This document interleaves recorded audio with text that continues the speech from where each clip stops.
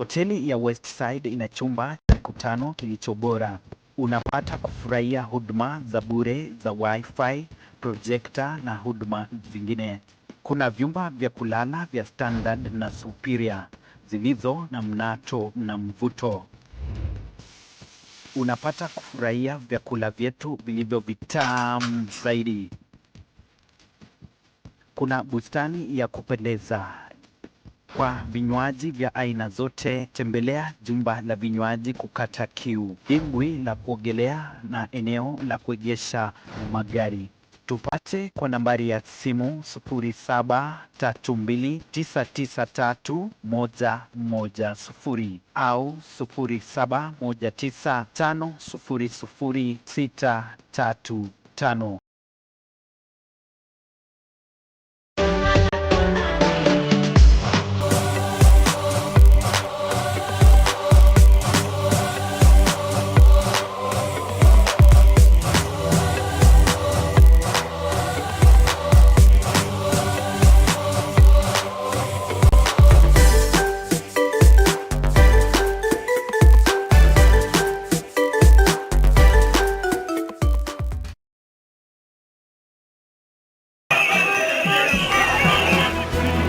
Kwa habari zinazoaminika na zenye utendeti kutoka kwa kilimo, mawapa sehemu ya kuonyesha mbinu kidogo ya ukulima, elimu, siasa na jamii kwa jumla.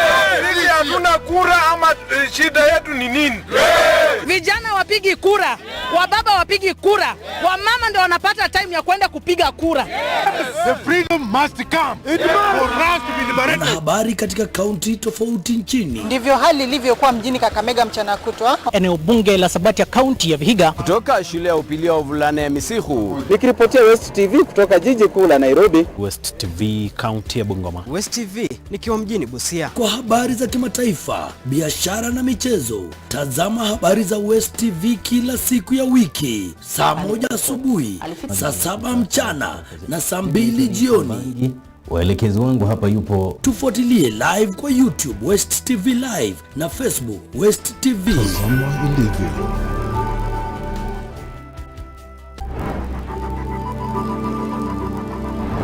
Westv, tazama ilivyo.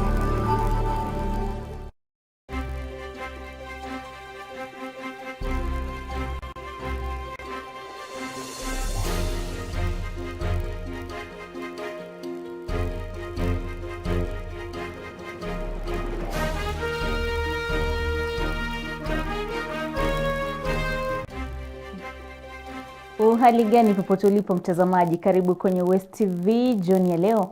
Naitwa Ruth Songa, mfasiri kwenye lugha ishara ni Bi Mary Sifuna. Tuanze taarifa zetu kwenye kaunti ya Nairobi ambapo kutekelezwaji wa bima mpya afya ya SHIF ukiendelea kukumbwa na changamoto. Serikali imetoa onyo kali kwa hospitali na taasisi zingine za kutoa huduma za afya kwa kuendelea kuwatoza wagonjwa pesa taslim wanapotaka kuhudumiwa kupitia bima hiyo. Ni taarifa yake Leonard Wamalwa.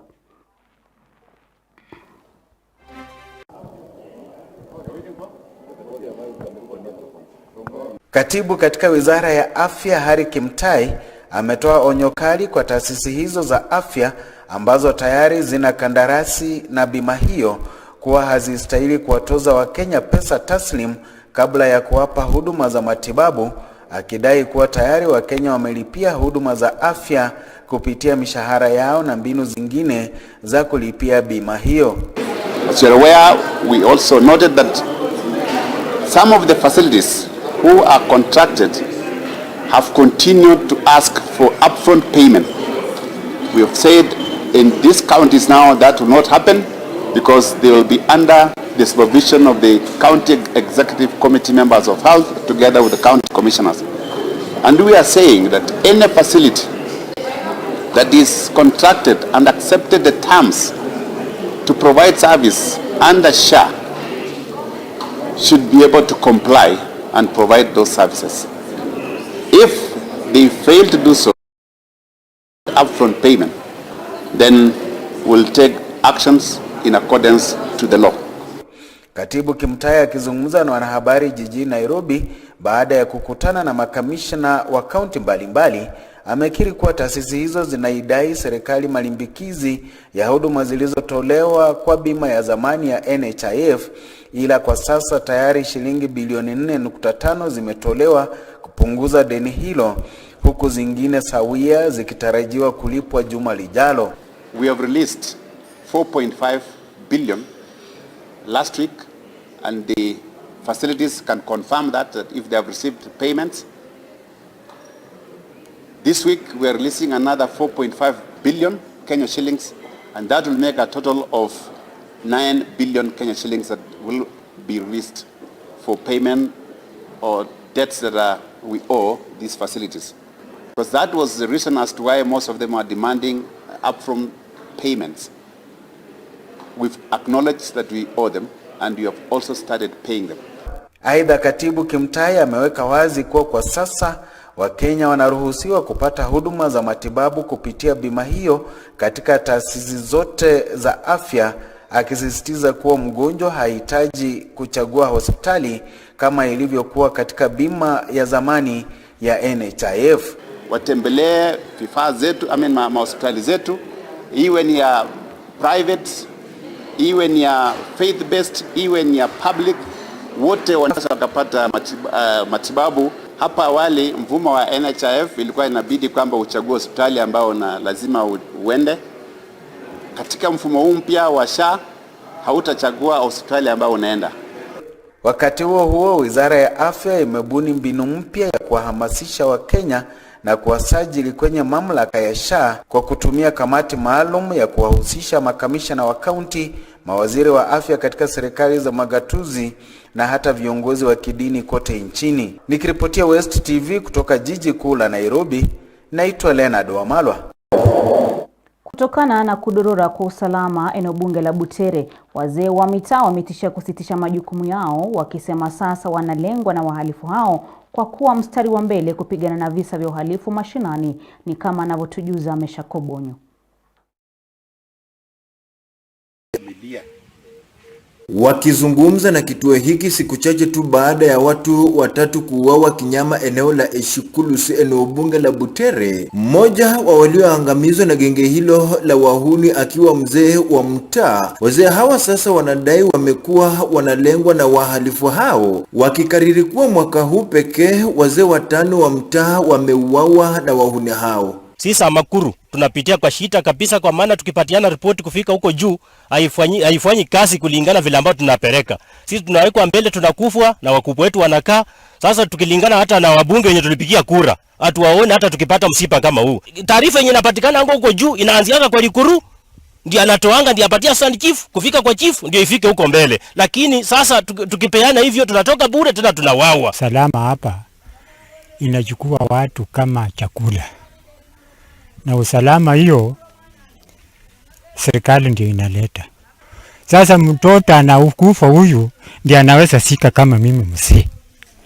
Sasa kama yeye amekufa, nani atasika mimi? Nani atasika mimi? Watawala hawa wa mashinani wanasema imekuwa taabu kwao kuendelea kuwatambua wahalifu, kwani pindi tu wanapokamatwa na kuachiliwa, wahalifu hao huchukua hatua ya kuwavamia na wengi wao kuuawa. Wenyeji wa eneo hili la Eshikulusi wakisisitiza lalama za wazee hawa. Sasa tunaomba watu wenye tulipeleka mbele wajali sisi wenye tuko huku nyuma, wajue tuliwapeleka watusimamie, watuletee maskari, na wale wenye wanashiko wasiwachiliwe, kwa sababu wakiwachiliwa tena wanakuja kuua sisi. Hii visa vya mauaji na wizi ni kila siku, hata sio mara kwa mara, ni kila siku na ni hadharani. Nani watu ambao wamejulikana, sio watu ambao hawajulikani. Lakini hata ukimshika saa hii wewe ukiwa naye kwa polisi, wewe unafika nyumbani pia yeye anafika, anakuambia sasa leo utaona. Hata watu wameanza kuhama.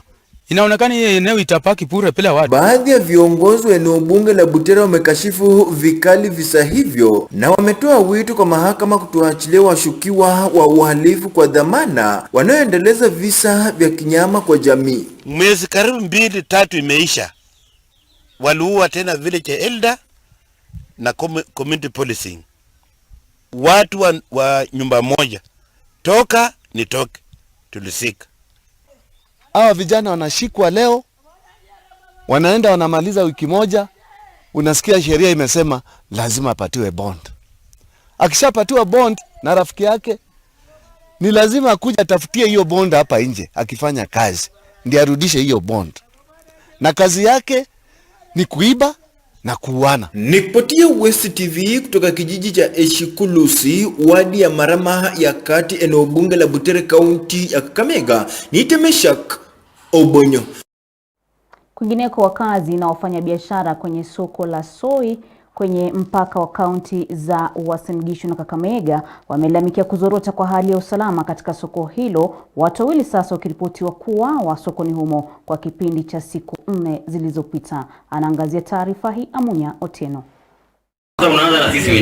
Wakiwasilisha lalama zao katika mkutano wa usalama ulioandaliwa sokoni humo, wakazi hao wanadai visa vya mauaji vimekithiri katika soko hilo, huku familia za waathiriwa wakisalia bila kupata haki. Vijana kama 5 wamekufa kwa area hii, na unakuta ya kwamba hakuna hatua ambayo imechukuliwa. Hapa kuna ibiwa asubuhi, unakuta mama anashikwa saa 2. Ukiangalia marehemu Sami is a boy ambaye tunategemea katika area. Is among the good boys in this place. Kijana mwenye ana maneno, kijana mwenye apigani na mtu, achokozi mtu, but is no more. Mkubwa, tumechoka na hii uhalifu. Kuongezea katika malalamishi yao, wamenyoshea kidole cha lawama maafisa wa usalama, maafisa wa DCI na mahakama kwa kuzembea na kuchangia ongezeko la visa hivyo. Wale wenye wanaleta shida yote ni hizi zenye mnaona mbele. Hao wakikuwa wanafanya kazi hii shida hazingekuwa. Hebu angalia sura. Huyo CS wa Luyani. Hii sura yake inakaa mwizi ama inakaa pasi? Mimi ni mwana rafiki yangu anawakilisha CS wa Luyani. Wanangu, wewe ni kijana tu mwenzetu. Sijui mbona unanyamaza ukiona tunakufa. Bwana, mlikuja Luyani mtufanyie kazi bwana. Mtufanyie tu kazi ndugu yangu. Hatutakaa tukiruhusu ya kwamba watoto wadogo wanakuwa defiled na polisi wetu hawezi kuturuhusu. Afadhali ya polisi basi itoke, tubaki na chief wetu na hao mkasa wetu watatusaidia. Ama namna gani? Na niambia wangwana wako na zizi ya ng'ombe pale Butali ya Butali Lokot. Hiyo kitu imetufinya, imetumaliza. Mtoto wa mwaka moja anaenda ananajisiwa. Anaenda Butali wanamtoa na bonde shilingi 50,000 mwaka moja. Hapana bwana. Wengine wameshikwa wameiba mahindi kwa Isendi. Wamejaza mahindi imejaa pika. Ati wanaambia muungwana ati atakuwa anaenda kwa ofisi ya chifu anamsalimia alafu anarudi ende shughuli zake. Unaona kuna profession. Hapana. There is something called conviction. Ukitokea fulani ameshikwa, hiyo haijatosha. Tunataka fulani ashikwe, apatikane na makosa, ahukumiwe. Binadamu sio mbuzi ambaye anachinjwa na maisha inaendelea. Aidha, chifu wa kata Likuyani Bonivenja Lugado amewahakikishia kuimarishwa kwa usalama katika eneo hili, huku wakazi hao wakitishia kushiriki maandamano iwapo matatizo yao hayataangaziwa haraka. Mambo ambayo mmesema tumesikia, na najua kwamba hatua itachukuliwa. Na mtaona patrols zenye mjaona hapa Soi. Na jambo ambalo nawahakikishia, ikifika saa 4, sawa, ikifika saa ngapi, usipatikane hapa Soi. Joseph Amnyotieno, West TV Likuyani, kaunti ya Kakamega. Hatutaki kuuzia uoga tuka. Tuelekee kaunti ya Busia ambapo Linus Magero amempiku Wycliffe Oporong na kuwa mwenyekiti mpya wa baraza la wazee wa kaunti ya Busia katika uchaguzi ulioandaliwa baada ya miaka 9. Tunavyoarifiwa na Jeremy Omondi, wandani wa aliyeshindwa wamelalamikia jinsi uchaguzi huo ulivyoendeshwa na wameapa kuelekea mahakamani kubatilisha matokeo hayo. 75 votes while Wycliffe got 64 votes. So I take this opportunity to declare Linus as the new chairman of the Busia Council of Elders. Ni matokeo ya kura ya baraza la wazee katika kaunti ya Busia uliofanyika katika taasisi ya mafunzo ya kilimo Busia ATC ukiongozwa na idara ya utamaduni katika kaunti hii. First vice chairman, we had Hilary Ajuma as the only contestant. So it is indeed my pleasure to announce Hilary Ajuma as the new first vice chairman. Punde baada ya matokeo hayo, mwenyekiti mteule Linus Magero na katibu mkuu mteule Washington Omodo wameelezea mipango yao ya kuunganisha wakazi wa kaunti hii na pia kushinikiza amani katika kaunti ya Busia. We don't want this county to be subdivided. Kila sub-county italeta watu wawili, hata Teso wataleta Teso North wataleta wawili, South wataleta mbili, tutakuwa kamati. Our main objective is to develop our county, and we develop our county in unison. Naibu mweka hazina mteule katika baraza hili ambaye ndiye mwanamke wa pekee aliyechaguliwa Bidemtula Ogutu amesikitikia idadi ndogo ya kina mama waliojitokeza kushiriki zoezi hili, akitaka swala la jinsia kuangaziwa katika kamati za baraza hili. Sub-county zetu zote sasa wakileta hawa watu ambao tunaenda kwa nominate to join kwa kamati, wachukue wakina mama. Kwa maana vile tumechaguliwa, mimi niko mmoja tu hivi kati ya wanaume, na ningependa wenzangu pia waweko, tuwe tukitembea pamoja.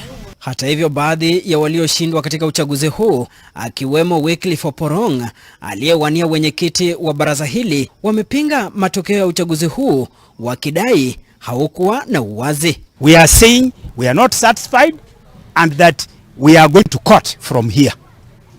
Let the court know that we also have a right in Busia. And Sitoshe, we are not making any co-options whatsoever. Just as the chairman, the so-called Mr. Prong said, we shall either go to court or we just abstain from being elders in Busia County. Hakuna giza, hatukuwa na giza. Walishiriki katika uchaguzi. Sasa wakienda mahakamani, wacha waende. Tunaweza kuwazuia kweli? Uchaguzi huu umefanyika baada ya miaka 9 ya misukosuko ya uongozi katika baraza hilo ambao umelemaza utekelezwaji wa majukumu yake. Nikiwa mjini Busia, naitwa Jeremy Omondi. Anavyotujuza Sheldon Asaholo kutoka kaunti ya Vihiga ni kwamba huku chama cha kutetea maslahi ya walimu wa shule za upili na vyuo vya kado nchini KUPPET kikipanga kuwasilisha mkataba mpya wa maelewano kwa tume kwa ajili walimu nchini TSC, chama hicho kimetaka tume hiyo kuhakikisha kimetekeleza kikamilifu mkataba wa sasa, hasa kipengee kinachozingatia walimu kupandishwa vyeo. Chama cha KUPPET kusitishwa tarehe 2 mwezi Septemba mwaka huu baada ya muungano huo kuafikiana na tume ya TSC. Mwezi mmoja baadaye, muungano huo unadai tume hiyo haijatekeleza swala la kupandisha walimu vyeo. We are also fighting for risk allowance. Teaching profession, the teaching profession has become a very risky profession. With the kind of runners we have, the profession has become very risky. We are proposing that risk allowance will also be paid even to the science teachers, because of the chemicals which they inhale. Mwenyekiti wa kitaifa wa chama hicho Jeremiah Mboko Milemba anasema licha ya walimu wengi kuongeza viwango vyao vya masomo, hawajapandishwa vyeo na kuchelewa kutekelezwa huko kuna kiuka amri iliyotolewa na mahakama. TSC, the return to work formula, agreed that the TSC will review career progression, and we signed with the Teacher Service Commission. And then we took to court, and it's now a consent of court. So if the TSC does not start reviewing the career progression, which has hindered the promotion of teachers, they will be going against a court order. Are we together? Yeah. So that was a big win, Honorable Bocha. And that's what we are going to follow. Uongozi wa chama hicho ukiwemo Edward Obocha ambaye pia ni mmoja wa wanachama wa kamati ya kitaifa umesikitikia hatua ya tume ya TSC kukataa kutekeleza majukumu yake, uongozi huo sasa ukisisitiza utaendelea kutetea maslahi ya walimu nchini. The union as we speak is in danger. You are aware that no union dues because the government feels threatened by unions. I want to ask you to continue supporting the union, because without the union we cannot have the gains that we have had so far. So we must always remain together as a union. Remember, it's the union which votes for teachers. Salaries to be harmonized because of civil servants. We couldn't have achieved this if the union was not there. Muungano huo unalenga kufanyia marekebisho katiba yake ili kuwajumuisha walemavu na kina mama katika nyadhifa za uongozi wa chama hicho. Precisely is the issue of those people with disability. They have to be included both at the branch and the national level. Then the third issue is the issue of the women. We must mainstream women now, and there's no any other chance. So then we shall be expanding the board so that we have more women in the national office and even more women at the BEC level. Nikiripotia West TV kutoka kaunti ya Vihiga, jina langu ni Sheldon Asahulu.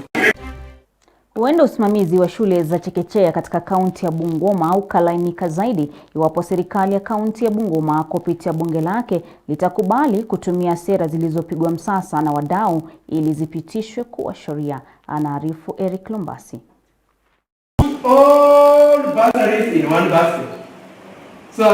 Akizungumza katika kongamano lililoleta pamoja wadau katika sekta hiyo, afisa wa mashirika yasiyokuwa ya kiserikali yanayoangazia elimu ya chekechea John Mkenya anahoji kuwa wameandaa sera mwafaka inayoangazia changamoto na suluhu katika sekta hiyo, akisisitiza kuwa iwapo itaangaziwa itakuwa na manufaa katika sekta hiyo.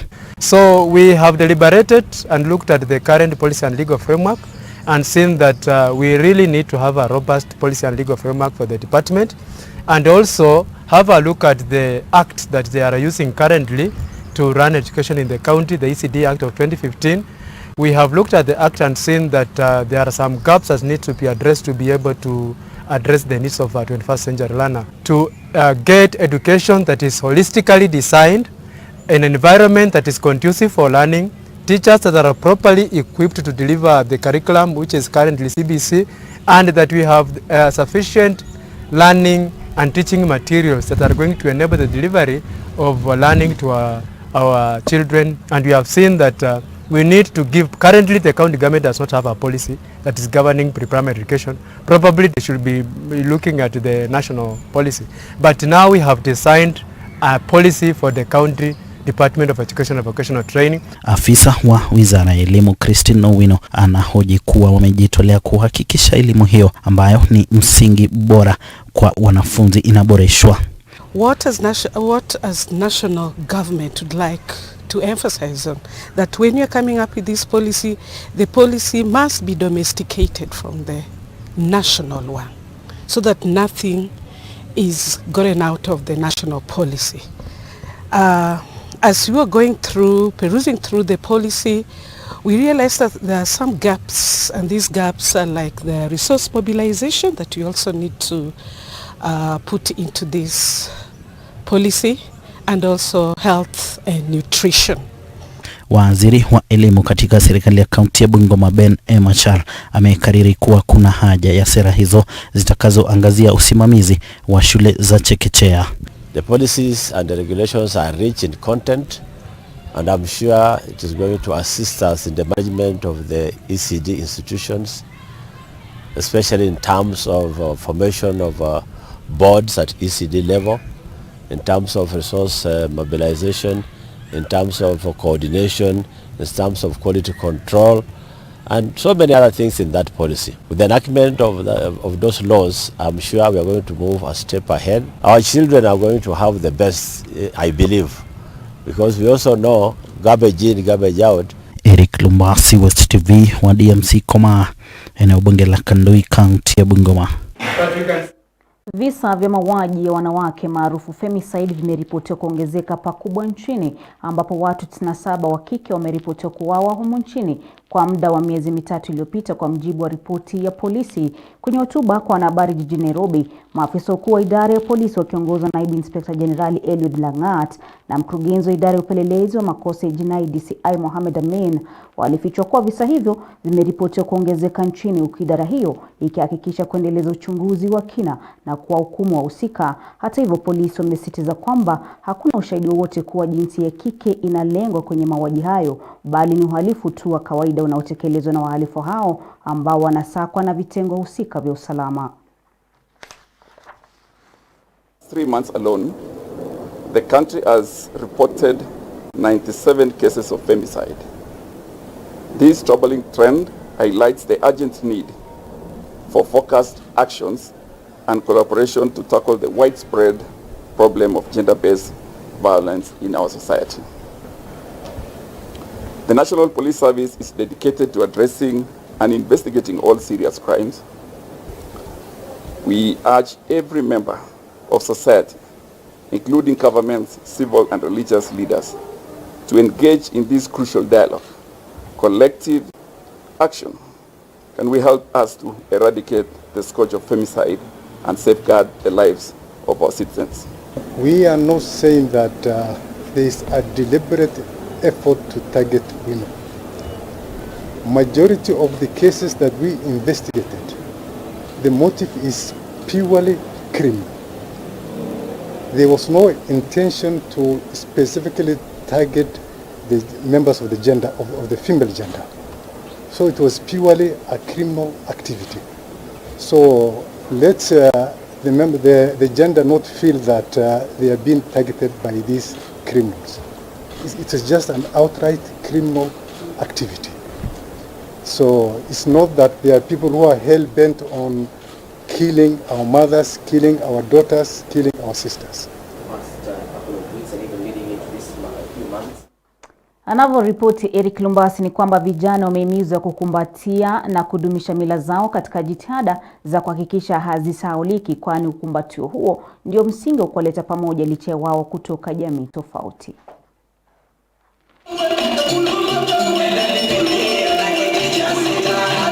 Hii ni kauli yake makamu mkuu wa chuo kikuu cha Kibabii Profesa Isaac Odeo Ipara kwenye ufunguzi wa juma la utamaduni, ambapo wanafunzi wa chuo hicho watajihusisha kwenye mashindano ya kuonyesha utamaduni wao na ulimbwende. So culture is not something you can explain very easily. It's something that involves intellect. It's something that involves emotions. Now, culture starts at that individual level. So ask yourself, you're here, do you have your own culture? How do you conduct things? How do you do things? Then it goes on up to the family level. And most of our families today are not they are heterogeneous families. I come from a family where one member, the matriarch, is a Maragoli. The patriarch is Teso. But from family you go up to community and then society, institution like Kibabii.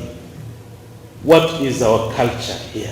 Kauli ya mkuu huyo wa chuo imezaungwa mkono na wahadhiri wa chuo hicho Profesa Ernest Mohochi na Dr. Benson na Songa, waliosisitiza umuhimu wa wanafunzi kuangazia utamaduni wao. Kwa hivyo wanafunzi huwa wanajigawa katika makundi mbalimbali kutegemea jamii zao ama maeneo yao ya makazi, kwa sababu si lazima uwe ni mwanajamii mmoja mahususi. Kisha wanaandaa mambo mbalimbali. Kwa mfano wanaandaa nyimbo, wanaandaa densi, wanaandaa michezo ya kuigiza na kadhalika, vyakula vya tamaduni mbalimbali pamoja na michezo. Kwamba tungependa wanafunzi wanaotoka katika maeneo yote ama katika kaunti zote 47 humu nchini, tunapokutana ni kwamba tungependa walete ile imani na tafrija na tamasha ambazo wafanya kule nyumbani, kwamba tuweze kufanya pamoja na kwamba yale mazuri yaliyomo yaweze kuigwa na wanafunzi wengine kama jamii moja ya Kibabii. Wanafunzi wakiongozwa na rais wa chuo hicho Peter Silale wamepongeza kuandaliwa kwa hafla hiyo, huku wakitoa wito kwa wazazi kuhakikisha wanao wanajifunza mila na utamaduni wao. So the parents from all walks of this country, what I want to assure them and tell them is that they keep on showing and directing their students or their sons and daughters a sense of belonging. Eric Lumbasi, Westv, chuo kikuu cha Kibabii, wadi ya Tuti Marakaru, eneo bunge la Kandoi, kaunti ya Bungoma. Anavyoripoti Thaddeus Jioni kwamba kujengwa kwa ghala la kuhifadhi nafaka katika wadi ya Maini kumesaidia wakulima katika wadi 4 za eneo bunge la Kimilili kujiepusha na madalali ambao mara kwa mara wamekuwa wakiwanyanyasa kwa kununua mahindi kwa bei duni. Sasa wakulima wakipata mafunzo kutoka kwa mashirika tofauti.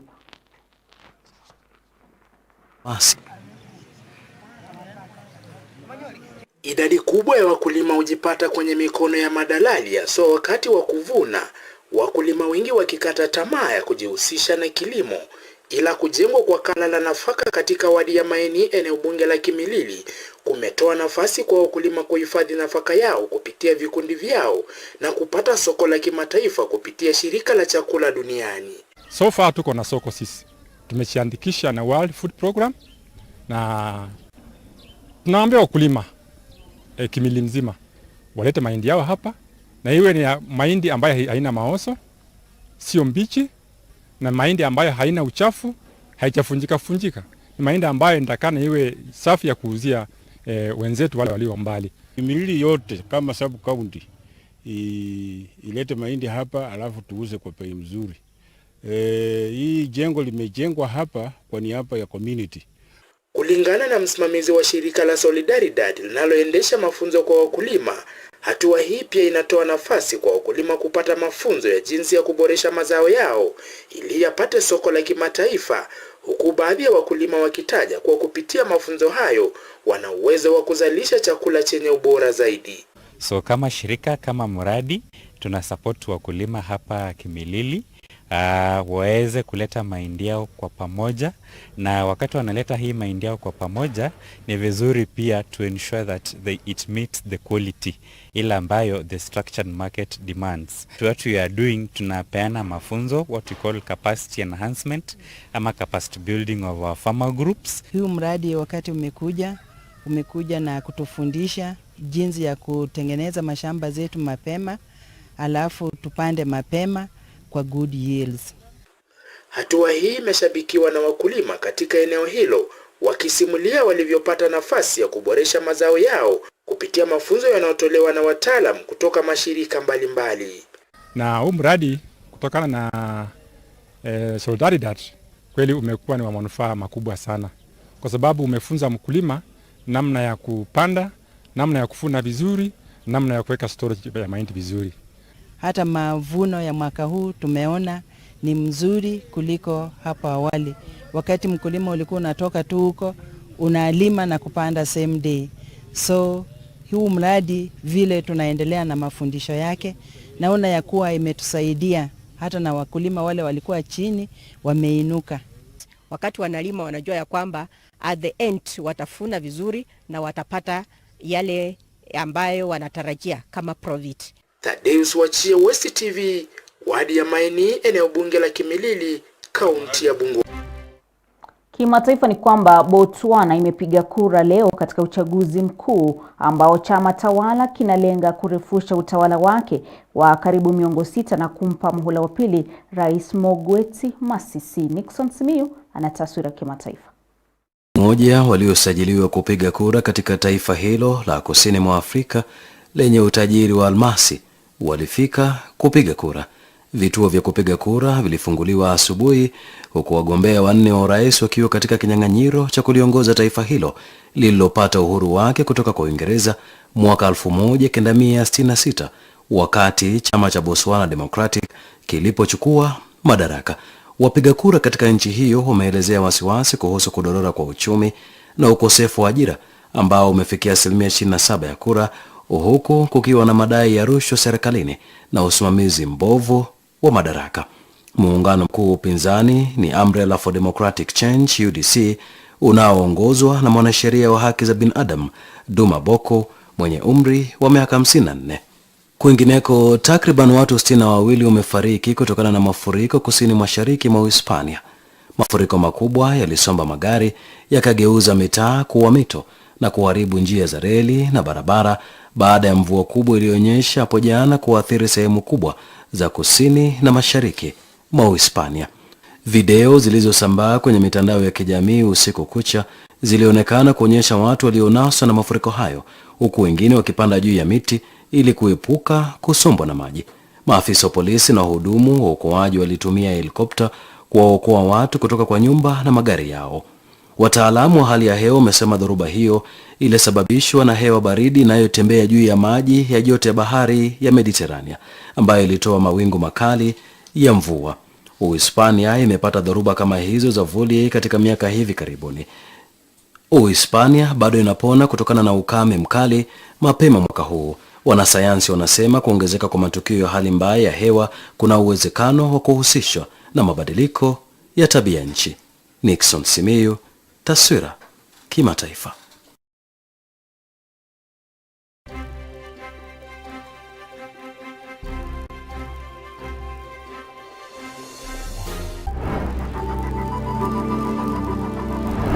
Westv, tazama ilivyo.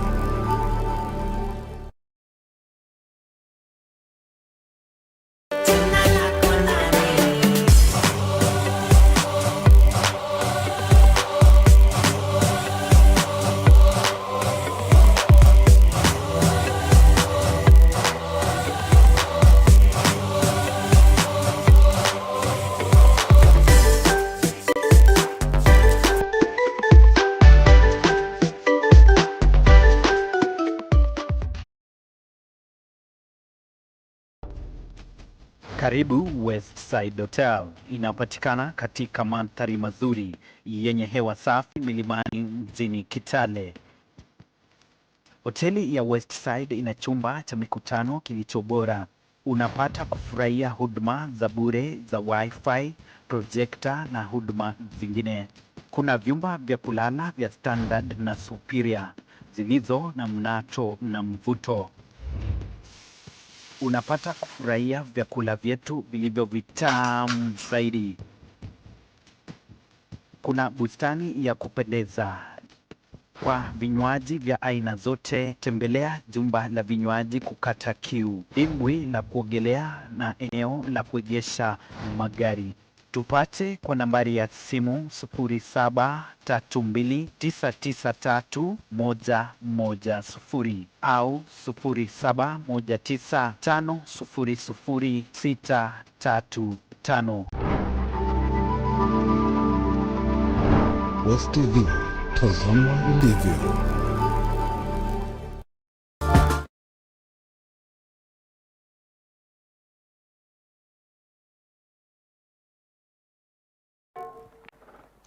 Tuangazie kapu la uchumi ambapo wafanyabiashara katika eneo la Dina mjini Webuye wametoa wito kwa gavana wa kaunti ya Bungoma Ken Lusaka kushirikiana na mbunge wa eneo hilo Dan Wanyama kuwanunulia kipande cha ardhi na kuwajengea soko ili wakome kuendesha biashara zao kando kando ya barabara. Edwin Sasaka anaarifu kutoka mjini Webuye. Hao kupitia mwenyekiti wao Violet Were, baada yao kushiriki hafla ya changisho ya kununua viti vya kusaidia kikundi chao, wanasema awali mbunge wafanyabiashara hao kupitia mwenyekiti wao Violet Were, baada yao kushiriki hafla ya changisho ya kununua viti vya kusaidia kikundi chao, wanasema awali mbunge wa Webuye Magharibi Dan Wanyama alitoa ahadi ya kuwasaidia kupata kipande cha ardhi. Sasa wanatoa wito kwa viongozi wengine kuingilia kati na kuhakikisha wanamiliki kipande hicho cha ardhi. Mheshimiwa wetu, mahali hapa penye tumekaa kama wanajua kali, hii kiwanja iko karibu na Pakavila. Tumesikia jambo ya kwamba hii kiwanja wanataka kuuza, na tulikuwa tumekuelezea yako mambo na kiwanja kwa sababu tunataka soko ya Dina na tumepata hii kiwanja. So mheshimiwa, kwa heshima tunakuomba ya kwamba ukuje utunulie hii kiwanja ili sisi mama mboka tuweze kukaa mahali pazuri, tukose kuhangaika. Tunaomba gavana wetu atutembeleeko hata sisi watu wa Dina P na Dina E. Sisi pia tukuoneko. Tunakuoneanga tu mbali. Tunakuoneanga kwako huko Kamkuywa. Kujako Dina P utununulie kiwanja. Wanahoji kuwa wanapitia changamoto nyingi kuendesha biashara zao barabarani, kwani kila mara visa vya ajali huwa vimewakodolea macho. Tunaomba mtoto wetu karibuni kwa barabara, hata sisi tunaweza kufa sisi wote safari moja. Kuja tutembelee na tupe hii kiwanja tuusie mahali penye tunawezekana tukae kama tuko wasima. Esther Simiyu aliyemwakilisha mbunge wa Webuye Magharibi Dan Wanyama amesema afisi ya mbunge huyo iko tayari kushirikiana na wafanyabiashara hao kuimarisha hali ya uchumi ya maeneo yao. Leo mbunge amenituma kutembelea kikundi cha Dina B na Dina A kuwapea support juu ya kununua tents na viti. Mheshimiwa ana roho ya kusupport jua kali ya kwamba isiwe tu ni wakati wa siasa, wakati wa kampeni ndipo tunakimbia kuja kuwasaidia, but tukiwashika mkono kuanzia wakati huu kufika wakati ule, nadhani kina mama watakuwa wameinuka. Kikundi cha Jua Kali Dina walikuwa wamekutana na mheshimiwa kuhusu kiwanja, na leo wameconfirm ya kwamba kiwanja kimepatikana, and I'm very sure mbunge atafanya, kwa sababu alikuwa amewaambia wakishapata kiwanja wamwambie. Ni kiripotia Westv kapu la uchumi kutoka soko la Dina lililoko mjini Webuye, wadi ya Matulo, eneo bunge la Webuye Magharibi, kaunti ya Bungoma. Jina langu ni Edwin Sasaka. Naam, ni hayo tuliyokuandalia kutoka meza yetu ya habari jioni ya leo. Shukrani kwa kutizama, akiwemo Ahonya Mark kutoka Lukume, John Kevin wa Shikohwe, Balozi Abraham Kataka ukiwa Shewe Kabras, Papa Chris kutoka maeneo ya Mayuge, kaunti ya Kakamega, Emmanuel Soki na Peter Chimakile kutoka Mtua, James Liambila akiwa maeneo ya Munyalo, Mr. Jose wa Malo kutoka Kamkuyu, Pastor Tom Resia kutoka maeneo ya Lugari, Mwalimu Jafet Khana kutoka Chekalini na Mwalimu Atnail Ominde kutoka Loa. Nimekuwa wako Ruth Songa, mfasiri amekuwa ni Bimeri Sifu na uelekezo amekuwa ni Hiran Mgesi pamoja na Kelvin Kibet. Alamsiki.